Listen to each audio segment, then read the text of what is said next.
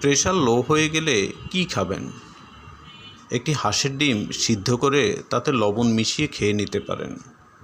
হাঁসের ডিম না থাকলে মুরগির ডিমও খেতে পারেন। ডিম না থাকলে এক গ্লাস কুসুম গরম দুধ খেতে পারেন। লবণ মিশিয়ে এক মুঠ বাদামও খেতে পারেন। বাদাম আর লবণ উভয়ই প্রেশার বাড়াতে ভালো কাজ করে। এছাড়া 7-8টা কিশমিশ খেতে পারেন।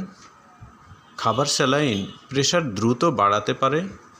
আধা লিটার পানিতে 1 প্যাকেট স্যালাইন মিশিয়ে অর্ধেকটা খেয়ে ফেলুন। 2 ঘন্টা পর পর বাকি স্যালাইন 2 বারে খেয়ে নিন।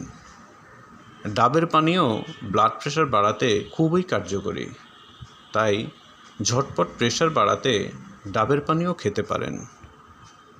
আমি ডক্টর কেএম জসিমউদ্দিন। আমার চ্যানেলটি সাবস্ক্রাইব করে নেবেন এবং ভিডিওটি সবার মাঝে শেয়ার করবেন। সবাই ভালো থাকুন, সুস্থ থাকুন।